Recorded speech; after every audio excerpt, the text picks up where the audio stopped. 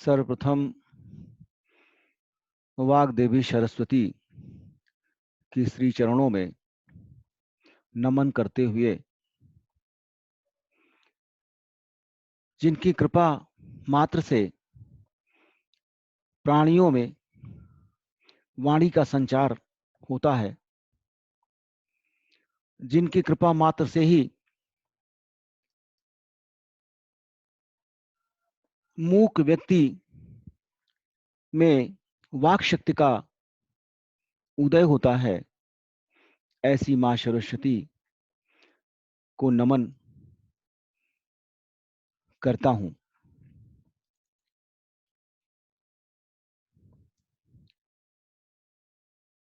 श्रोता भाइयों एवं बहनों, पिछले कुछ वक्तव्य में मेरे द्वारा गोस्वामी तुलसीदास जी महाराज द्वारा रचित श्री रामचरितमानस के कतिपय व्यवहारिक प्रसंगों को आपके समक्ष रखने का प्रयत्न किया गया था। रामचरितमानस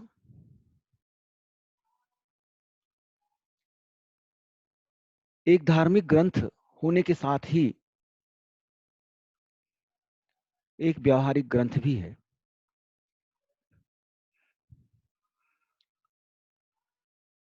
यह सनातन धर्म के उपलब्ध अनेक धर्म ग्रंथों, वैदिक ग्रंथों, स्मृतियों, पुराणों इत्यादि का सार संक्षेप है। यह प्रभु श्री राम जी के जीवन एवं उनके कृत्यों से ही संबद्ध न होकर समस्त मानवता को आत्मसात करने वाला महाग्रंथ है। श्री रामचरितमानस के अनेक कथानकों में अनेक ऐसे तत्वों का निरूपण किया गया है, जिनके हृदयंगम करने मात्र से ही हमारी अनेक समस्याएं स्वतः ही समाप्त हो जाएंगी। मनुष्य के शरीर में अनेक विकार अंतर्निहित है। पूर्व में मैंने एक भयावह विकार ईर्ष्या के संदर्भ में अपने विचार प्रस्तुत किए थे। गोस्वामी जी महाराज का चिंतन ईर्ष्या की परिप्रेक्ष्य में हमें किस ओर ले जाता है, अपने कथानक के माध्यम से हमने समझने की चेष्टा की थी। मानव शरीर में जो प्रमुख विकार प्रायः दर्शनीय होता है, द्रष्टव्य होता है, वह क्रोध होता है। आज के भौतिक परिवेश में जिस तरह से मनुष्यों में संयम, संतोष का अभाव होता जा रहा है, माया के जाल में व्यक्ति किस प्रकार से पड़ा हुआ छटपटा रहा है और माया के उस जाल से, माया के उस प्रपंच से अपने आप को मुक्त नहीं कर पा रहा है। उस माया के अनेकों रूप हैं। उसी माया का एक रूप ईर्ष्या है, दूसरा रूप क्रोध है। क्रोध अग्नि के समान है, जो प्रत्यक्ष रूप से या भौतिक रूप से हमारे शरीर को ज्वलनशील नहीं करता, किंतु अंतःकरण को अपनी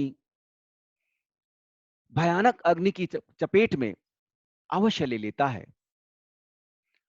माया का यह भयावह स्वरूप क्रोध, जिसके बस में होकर मनुष्य अनेकों पाप कर्म में संलग्न रहता है, उसके द्वारा जाने अनजाने अनेकों प्रकार के क्रोध, अनेकों प्रकार के पाप कर्म हो जाते हैं।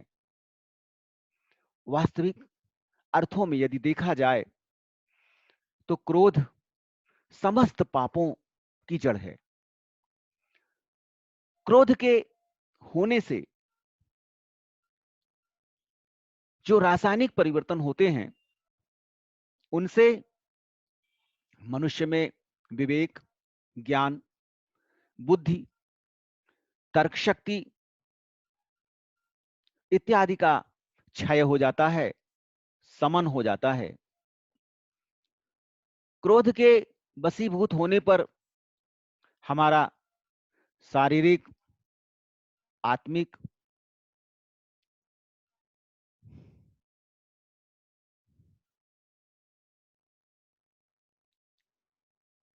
व मानसिक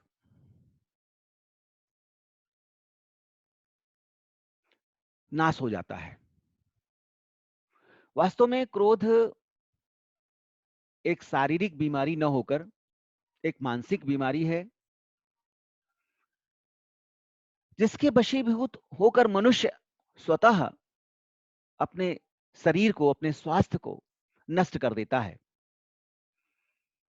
किसी व्यक्ति पर क्रोध करके हम जितना नुकसान उस व्यक्ति का करते हैं, उससे कहीं अधिक नुकसान हम अपना स्वयं कर बैठते हैं, जिसका हमें स्वयं ही अंदाज नहीं होता है, जिसकी हमें स्वयं ही फिक्र नहीं होती है।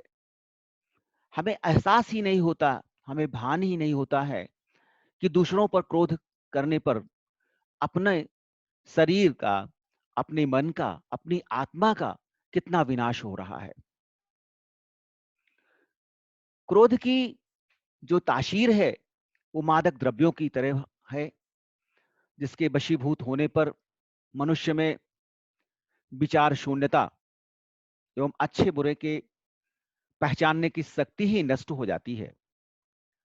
क्रोध से शरीर की ऊर्जा का विनाश होता है।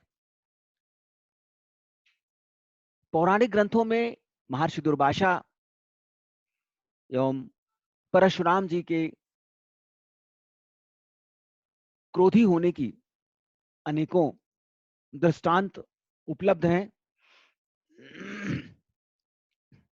महर्षि दुर्वासा एवं परशुराम जी अत्यंत ज्ञानी थे, तपस्वी थे, किंतु ऋषि परंपरा में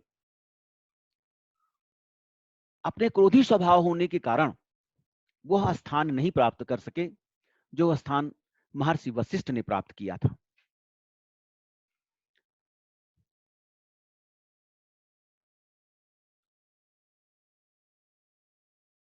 जबकि ये लोग अध्यात्म की पराकाष्ठा पर थे।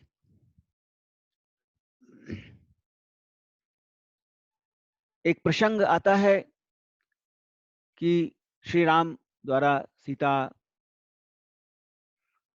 के स्वयंवर हेतु रखे गए धनुष को, शिव जी के धनुष को जब तोड़ दिया जाता है तो परशुराम जी का क्रोध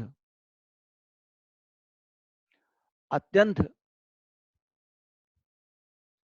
ज्वलनशील हो जाता है और वे प्रभु श्री राम के लिए अमर्यादित शब्दों का प्रयोग करने लगते हैं। क्रोध वह प्रवाह है जो आपके समस्त सद्गुणों का समन करता है। अतः हमें प्रयास करके धीरे धीरे क्रोध पर अंकुश लगाने का प्रयत्न करना चाहिए।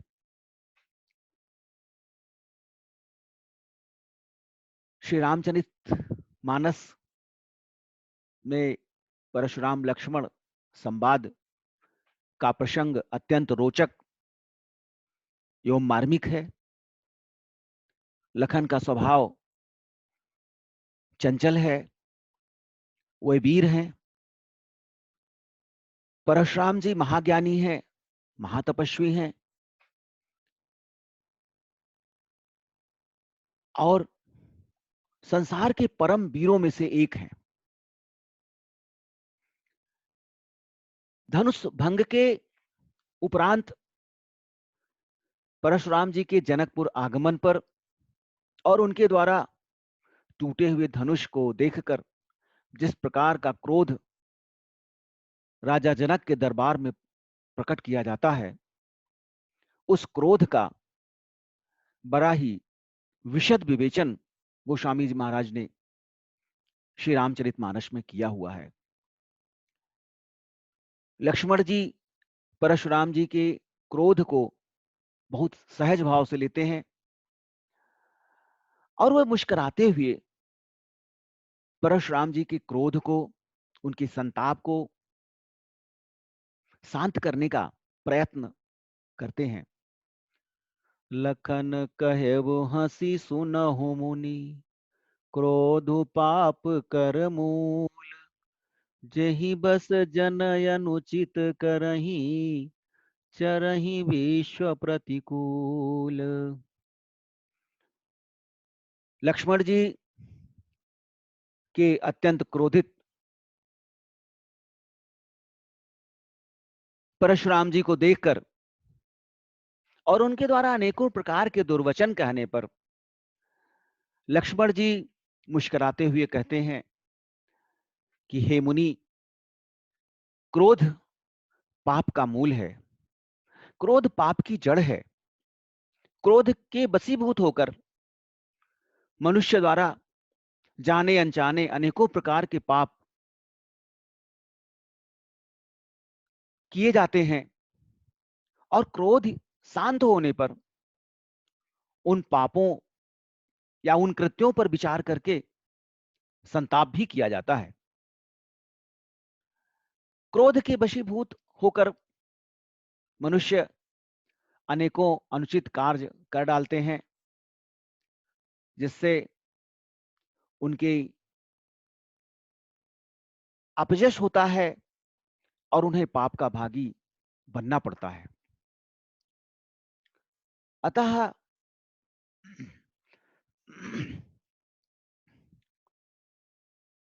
मनुष्य के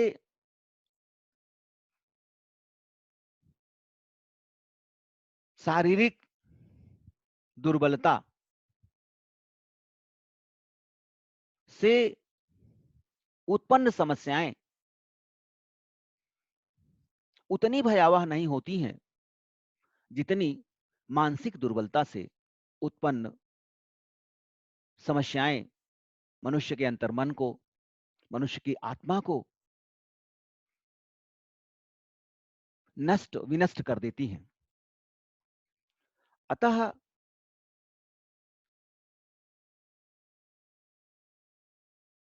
मानव जीवन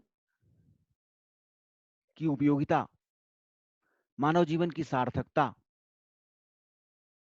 तभी सिद्ध हो सकती है जब हम अपने मन पर, अपनी इंद्रियों पर नियंत्रण रखते हुए संयम का परिचय दें और शरीर की अंतःकरण में व्याप्त जो भी बुराइयां हैं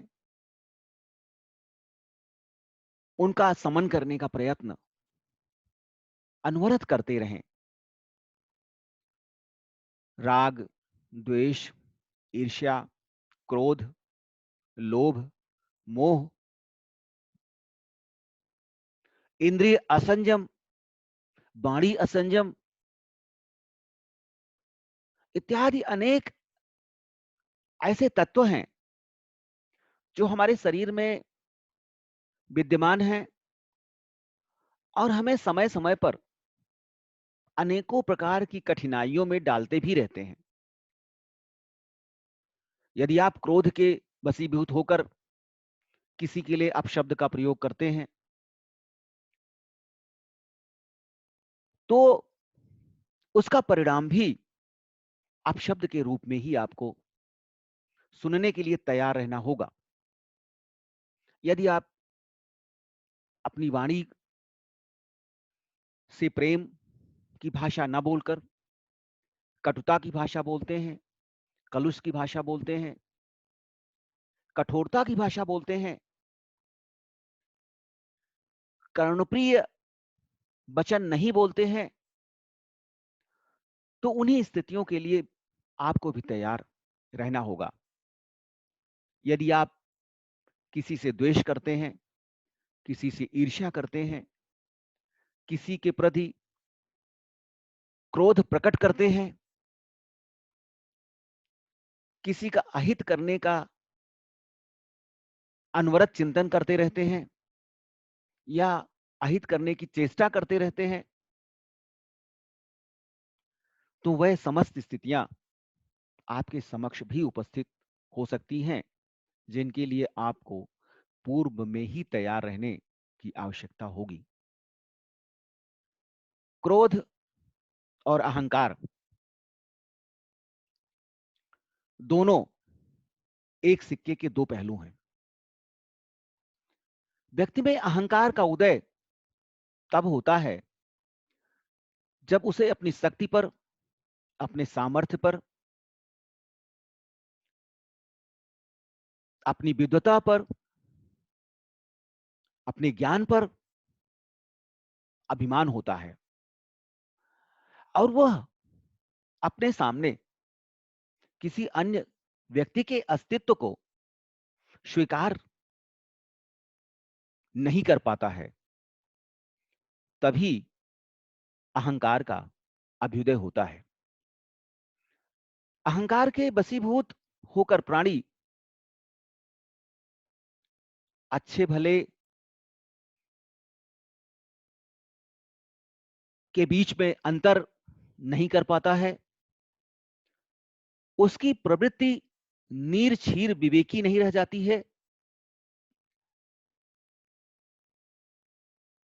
दूसरे शब्दों में हम कह सकते हैं कि अहंकार वह अंधकार है जो मानव के शरीर के अंतरंग में व्याप्त होकर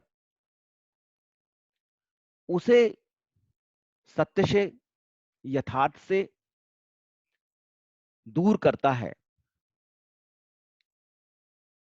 यदि आप सत्य को प्राप्त करने की चेष्टा करते हैं, सत्य को जानने की चेष्टा करते हैं, तब आपको अपने शरीर से अहंकार को समूल नष्ट करना होगा। जब तक हमारे शरीर में अहंकार है, तब तक हमें ज्ञान का साक्षात्कार नहीं हो सकता है, ईश्वर के स्वरूप का दर्शन नहीं हो सकता है। यदि हम में अहंकार की प्रवृत्ति है, तो हमें कर्ता भाव अवश्य जागृत रहेगा। हम अपने द्वारा किए गए सारे कार्यों के लिए अपने को ही उत्तरदायी मानेंगे और हम में सदैव एक अदृश्य सत्ता जो हमारी नियंता है, जो संपूर्ण सृष्टि की नियंता है, जो संपूर्ण सृष्टि की जन्म, पालन और विनाश की कारक है, ऐसी सत्ता से साक्षात्कार नहीं हो सकता है। यदि हमें ज्ञान का प्राकट्य, प्रकाश पुंज का प्राकट्य और ईश्वर की सत्ता का साक्षात दर्शन करने की अभिलाषा है, करने की इच्छा है, करने की आकांक्षा है, तो हमें कर्ता भाव से अपने को मुक्त करना पड़ेगा और ईश्वर की सृष्टि, उसकी शक्ति, उसके विवेक, उसके कृत्यों और उसकी लीला पर हमें अहरनिश विश्वास करना पड़ेगा। जीवन को जब हम यथास्थिति में स्वीकार कर लेते हैं,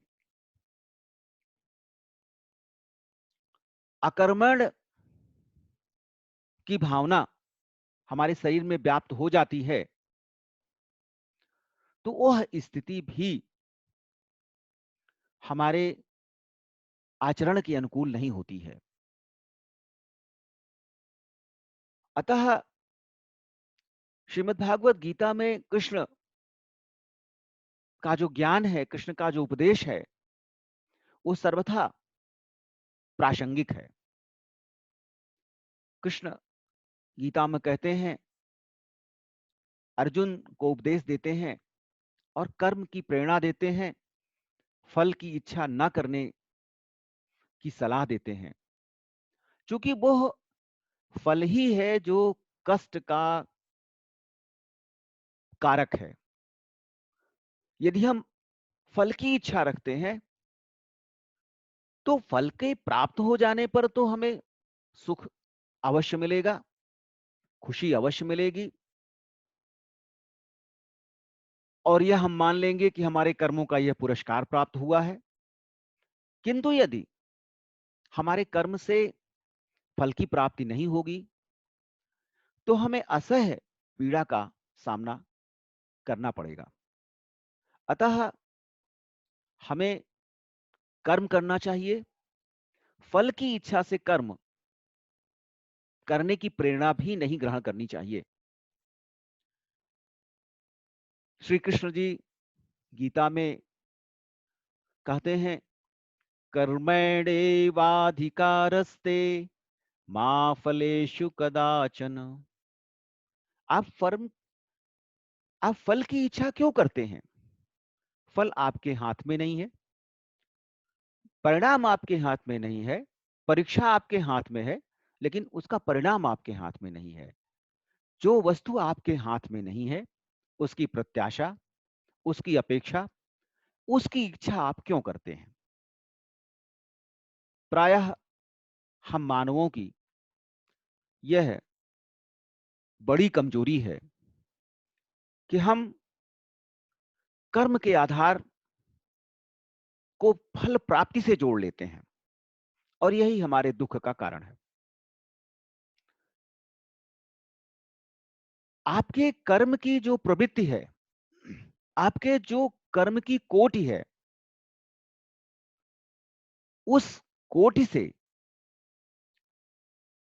फल का निर्धारण एक अदृश्य सत्ता द्वारा किया जाएगा, जो वास्तव में करता है। हम कर्ता नहीं हैं, हम कर्म के निमित्त हैं। हमसे वह परम सत्ता अपने मार्गदर्शन में, अपने संरक्षण में अहरनिश कर्म करने की प्रेरणा देती है और कोई भी प्राणी इस संसार में कर्महीन रह ही नहीं सकता है। मनुष्य के या मानवेतर प्राणियों के जन्म से लेकर मृत्यु तक अनवरत किसी न किसी कर्म में संलग्न ही रहता है। अतः यदि हम अपने अहंकार को, अपने क्रोध को और ईर्ष्या को रंच मात्र भी नियंत्रण में रखने की स्थिति में हो, तो जो ईश्वर और जीव के बीच अवरोधक है, वो माया है। उस माया के प्रपंच से, उस माया के छल से हमें मुक्ति मिल सकती है। क्रोध का आविर्भाव तब होता है जब हमें हमारी अपेक्षा के अनुरूप, हमारी सुविधा के अनुसार प्राप्त नहीं हो जाते हैं। हम जैसा सोचते हैं वैसा नहीं हो पाता है। हम जैसा दूसरों के बारे में सोचते हैं वैसा नहीं हो पाता है। हम जैसा अपनों के बारे में सोचते हैं वैसा नहीं हो पाता है। हमारी अपेक्षाएं, इच्छाएं, आकांक्षाएं इतनी सबल हैं, इतनी सशक्त हैं कि हमें माया मोह के बंधनों में जकड़ने के लिए वो रस्सी की तरह हमारे शरीर से, हमारे मन से, हमारी आत्मा से लिपटी हुई हैं। आत्मा परमात्मा का स्वरूप है, परमात्मा का ही एक अंश है। जिस प्रकार से ईश्वर अविनाशी है, अनंत है, आदि है, अजन्मा है, उसी प्रकार से आत्मा भी अनंत है, अविनाशी है, अजन्मी है।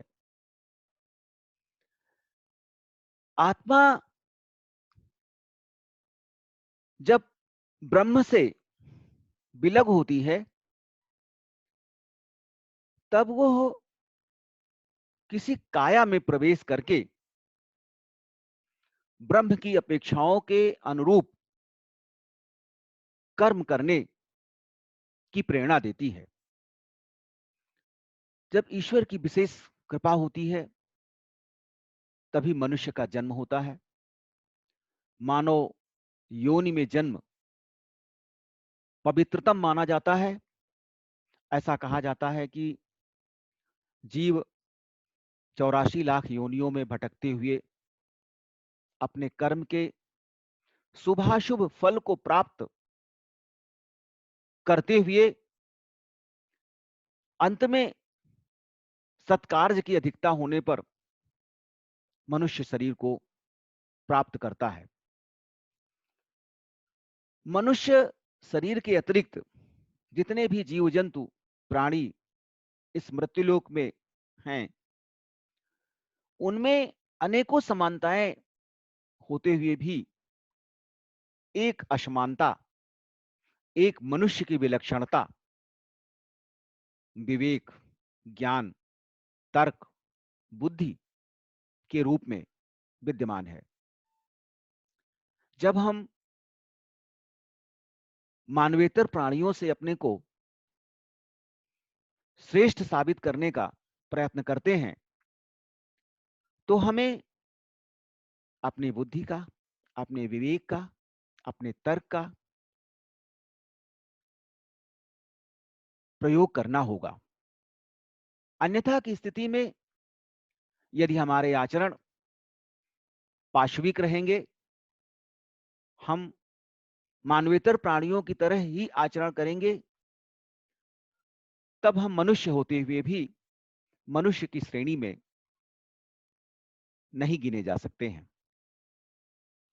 मानव योनि दुर्लभ है और इस दुर्लभ मानव योनि में आकर ईश्वर की आकांक्षा, ईश्वर की अपेक्षा, ईश्वर की इच्छा के अनुरूप यदि हम आचरण करते हैं तो हमें पुनः ईश्वर के समीप,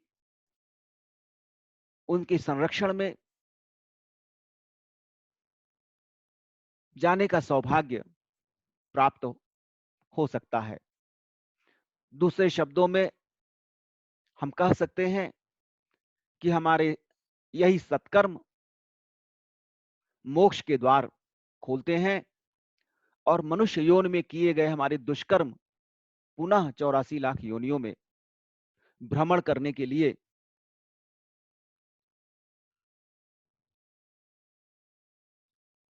प्रेरित करते हैं। हमारे अपने कर्म, हमारे अपने सत्कर्म व दुष्कर्म हमारा भविष्य निर्धारित करेंगे। मनुष्य के रूप में यदि हमारा आचरण मानवीय है, हमने सृष्टि के अन्य जीव जंतुओं, पेड़ पौधों, वनस्पतियों व प्रकृति के साथ अत्याचार नहीं किया है, उन्हें पीड़ा नहीं पहुंचाई है, उन्हें कष्ट नहीं दिया है, हमारे आचरण से किसी प्राणी को कष्ट नहीं हुआ है, हमने अपने कर्मों को ईश्वर को समर्पित किया है, हमने अपने कर्मों से जो भी फल प्राप्त हुआ है उसे सहज रूप में स्वीकार किया है, उसे ईश्वर की मनसा मानकर, ईश्वर की इच्छा मानकर स्वीकार किया है। समस्त प्राणियों में देवत्व व ईश्वरत्व के अंश को देखा है। धर्म का पालन किया है, अधर्म की अवहेलना की है।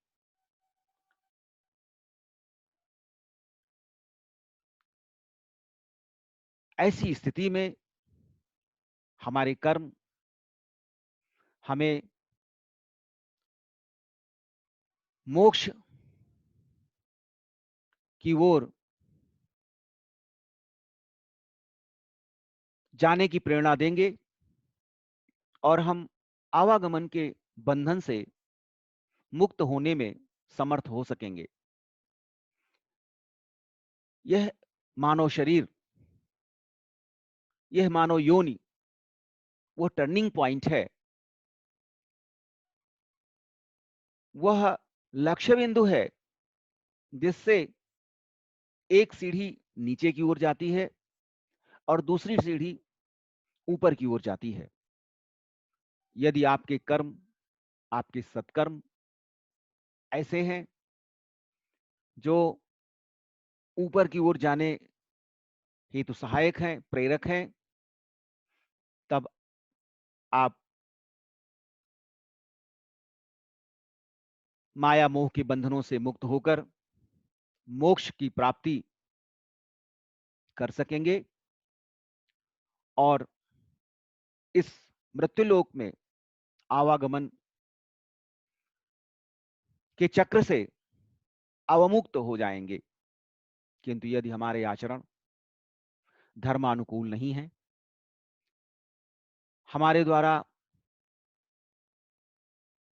सत्कार्य नहीं किए गए हैं, दुष्कर्म किए जा रहे हैं, पाप कर्म किए जा रहे हैं, ऐसी दशा में मनुष्य के शरीर को प्राप्त करने पर भी हमारा जो लक्ष्य है, जो चरम लक्ष्य है, परम धाम की प्राप्ति, सद्गत की प्राप्ति, आवागमन के बंधनों से मुक्ति,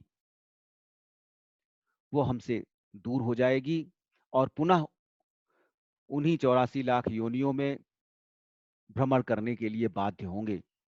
उन 84 लाख योनियों में अनेक योनियां हैं जिनसे हम घृणा करते हैं, जिनको हम छूना नहीं चाहते हैं। उन योनियों में भ्रमण करने पर, उन योनियों में जन्म लेने पर हम कैसा महसूस करेंगे, इसकी कल्पना अवश्य करनी चाहिए। अतः मनुष्य का यह परम और अंतिम लक्ष्य होना चाहिए कि वह अपने सत्कर्मों से एक ऐसे व्यवस्था को जन्म दे जिसमें समस्त प्राणियों का जीवन, उनका पालन पोषण सुनिश्चित हो सके। मनुष्य की यह नैतिक जिम्मेदारी है कि वह अन्य प्राणियों की रक्षा करे, अन्य प्राणियों की पालन पोषण के निमित्त अपने को अर्पित करे, परोपकार की भावना रखे, कमजोरों पर दया करे,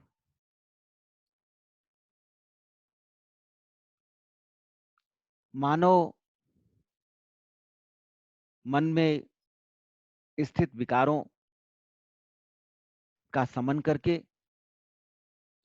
अपनी इंद्रियों पर संयम स्थापित करने का प्रयत्न करे। यद्यपि यह कृत्य सहज नहीं है, किंतु प्रयास करके धीरे धीरे हम इस लक्ष्य की ओर बढ़ सकते हैं। और हमें विश्वास है कि आप हम सभी एक अच्छे मनुष्य होने की अनेक विशेषताओं को अपने शरीर में धारण करने हेतु सक्षम व समर्थ हो सकेंगे।